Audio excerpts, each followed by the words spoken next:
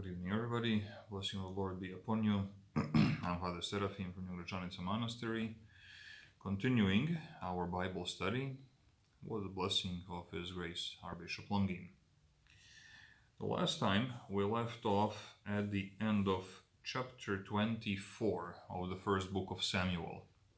So this time we are continuing with chapter 25. The following few chapters are going to be about the conclusion of the drama between King Saul and David. King Saul is the current king. He wasn't dethroned. He is God's anointed, as David called him more than once. And yet, David is already anointed to be the next king. And Saul has been pursuing him, and we heard how David could have killed Saul, his pursuer, but wouldn't, because he is God's anointed. So we continue with chapter 25 in this drama that is wrapping up. There is a story about a man called Nabal. And this man was living in Maon, and his possessions were in Carmel. And David heard that this man was shearing his sheep, David's sheep, or there was a problem with whose sheep were where, and David sent a delegation to this man, Nabal, to ask him what was going on. And Nabal didn't recognize David for what he is and said, "Who is this David that I should listen to him, the son of Jesse? Nobody. Nobody's anybody's master anymore. Nobody's anybody's servant anymore. I don't care who David is." And then David decided, because of these, let's say, transgressions, that he was going to destroy Nabal. And when he was on his way there with a little army, Nabal's wife Abigail met them along the way. And as it says here, she was very smart and also of a lovely countenance. So the wife Abigail asked David not to destroy Nabal and everything that he has and all the people around him, because, as she said, just look at his name. And his name apparently literally means fool. So David listened to the plea of the wise wife, Abigail, and turned around. And then in the morning, when Nabal was sober because he was drunk at night, his wife Abigail told him how she pleaded with King David, the next king, not to destroy him and all of his men that surrounded him. And as it says here, Nabal simply froze up, like his heart died, and within 10 days he actually was dead. And then David sent for Abigail, and they got married. Because back in the day, 3,000 years ago, being married to more than one wife was apparently a perfectly normal occurrence. So David got himself another wife, Abigail. We go on to chapter 26.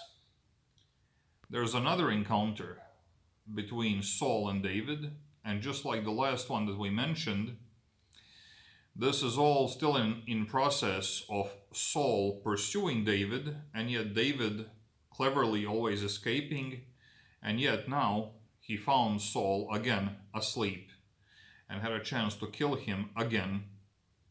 And he told his servants, "I cannot kill him because he is God's anointed."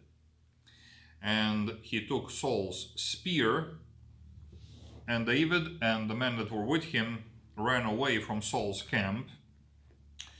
And in the morning, they made it obvious that they had a chance to kill Saul, and yet they didn't. So when Saul realized that David had spared his life again, he says here, we shall read chapter 26, verses 21 through 25. Then said Saul, I have sinned. Return, my son David, for I will no more do thee harm, because my soul was precious in thine eyes this day. Behold, I have played the fool and have erred exceedingly. And David answered and said, Behold the king's spear. Let one of the young men come over and fetch it. The Lord render to every man his righteousness and his faithfulness. For the Lord delivered thee into my hand today, but I would not stretch forth my hand against the Lord's anointed. And behold, as thy life was much set by this day in my eyes, so let my life be much set by in the eyes of the Lord, and let him deliver me out of all tribulation. Then Saul said to David, Blessed be thou, my son David. Thou shalt both do great things, and also shalt still prevail. So David went on his way, and Saul returned to his place. As you might imagine, judging by the experience of the previous chapters and the whole story, the drama between Saul and David, despite the forgiveness and the sober-mindedness and the mutual blessings, the drama did not end there. In chapter 27, David decides to hide among the Philistines with Achish, that was a king among the Philistines, and he promises to serve this king and puts up an illusion that he is actually a very faithful servant to the king Achish, the king over the city of Ziklat. So Saul is preparing for a battle against the Philistines. Philistines are preparing for a battle against Saul. They are getting ready to attack Israel again. And now, Prophet Samuel has passed away. And Saul does not know whom to consult, and he tries to consult the Lord directly, but nothing is working. And then there is a very strange story happening here in chapter 28. Saul is not sure what to do.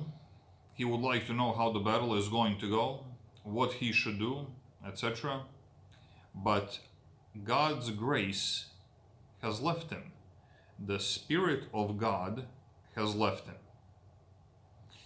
So then we are going to read chapter 28 in its entirety to cover this very interesting and strange story. And it came to pass in those days that the Philistines gathered their armies together for warfare to fight with Israel. And Achish said unto David, Know thou assuredly that thou shalt go out with me to battle, thou and thy men. And David said to Achish, Surely thou shalt know what thy servant can do. And Achish said to David, Therefore will I make thee keeper of my head forever. Now Samuel was dead, and all Israel had lamented him, and buried him in Ramah, and even in his own city. And Saul had put away those that had familiar spirits and wizards out of the land. He did a righteous thing early in his kingly career. And the Philistines gathered themselves together, and came and pitched in Shunem, and Saul gathered all Israel together, and they pitched in Gilboa. And when Saul saw the host of the Philistines, he was afraid, and his heart greatly trembled. And when Saul inquired of the Lord answered him not, neither by dreams, nor by Urim, nor by prophets. Then said Saul unto his servants, Seek me a woman that hath a familiar spirit, that I may go to her and inquire of her. And his servant said to him, Behold, there is a woman that hath a familiar spirit at Endor. And Saul disguised himself, and put on other raiment, and he went, and 2 men with him. And they came to the woman by night, and he said, I pray thee, divine unto me by the familiar spirit, and bring me him up, whom I shall name unto thee. Saul, obviously, as the title of the chapter says, is now looking for the help from a witch, because the grace of God is gone, the Spirit of God is gone, Prophet Samuel is gone, and God is not speaking to him through other prophets. And the woman said unto him, Behold, thou knowest what Saul hath done, how he hath cut off those that have familiar spirits and the wizards out of the land.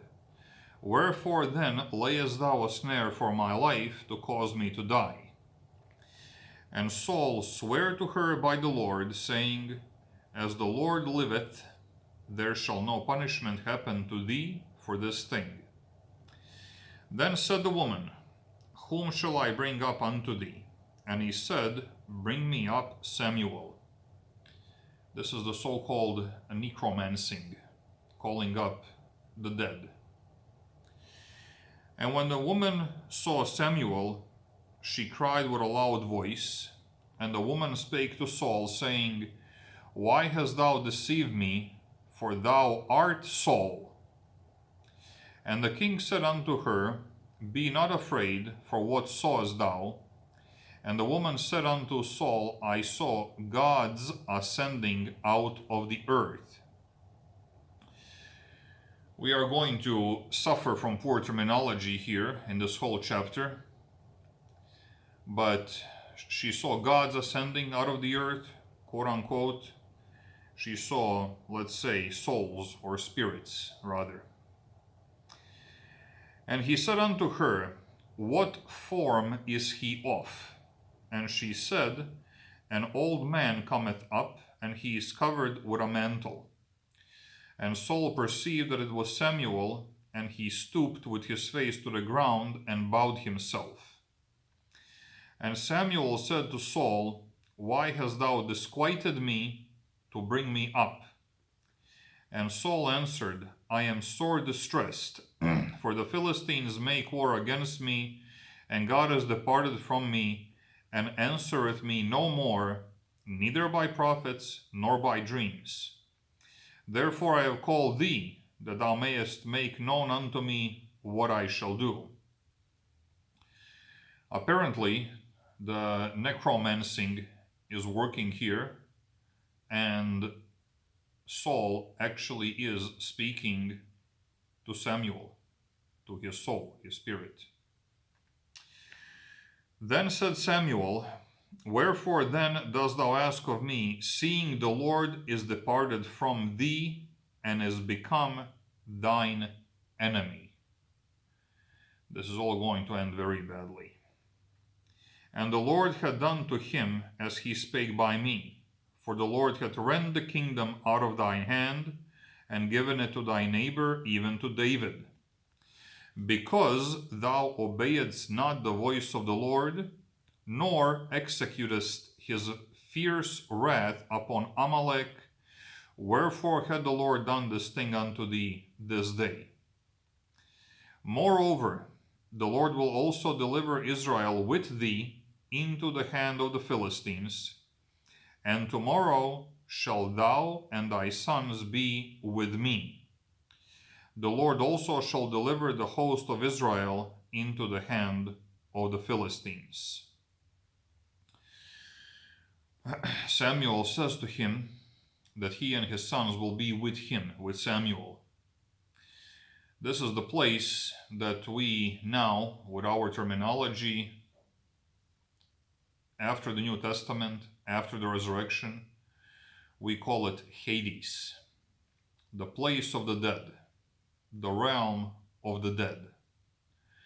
A place that in Hebrew they referred to as the pit, I don't know the Hebrew original, but that is the translation. The pit, the hole.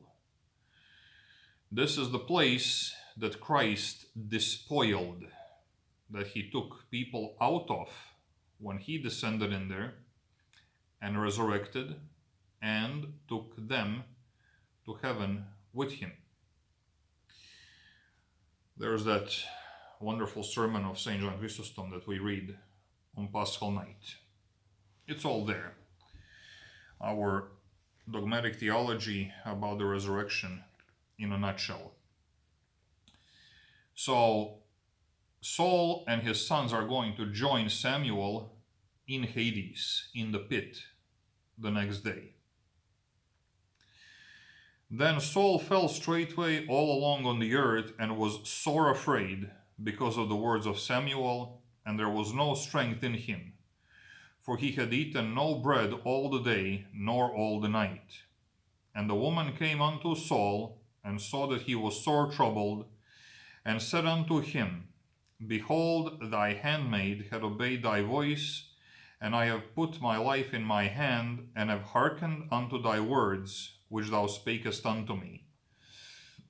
Now therefore, I pray thee, hearken thou also unto the voice of thy handmaid, and let me set a morsel of bread before thee, and eat, that thou mayest have strength when thou goest on thy way. But he refused and said, I will not. But his servants together with the woman compelled him, and he hearkened unto their voice. So he arose from the earth and sat upon the bed.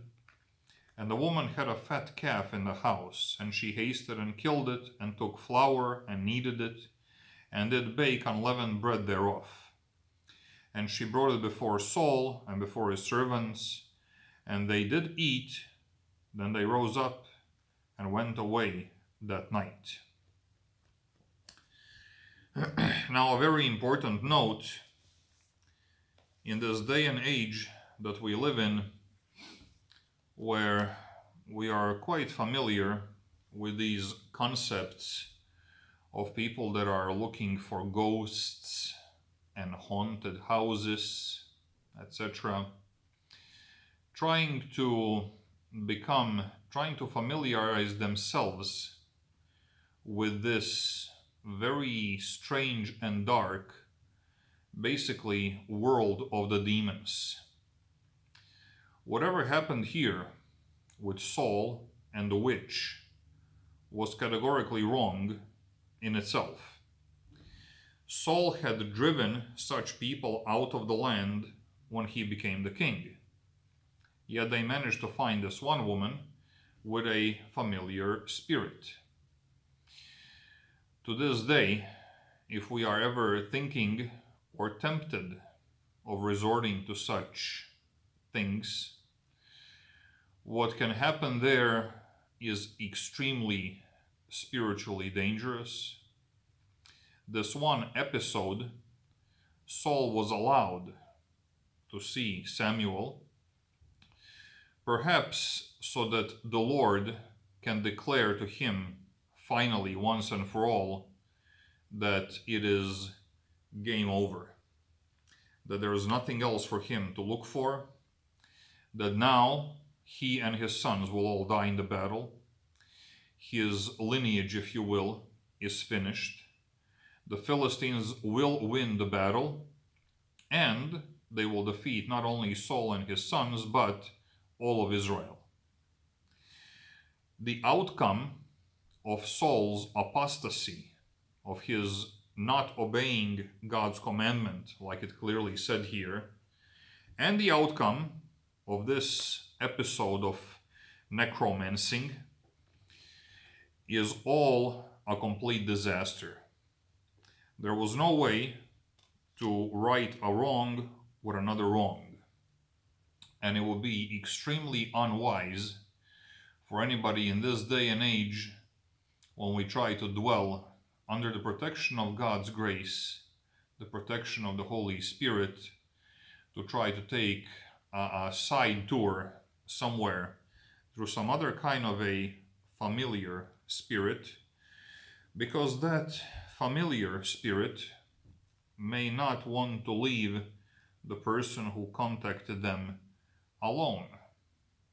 And that person might find themselves troubled for a very, very long time by such a familiar spirit.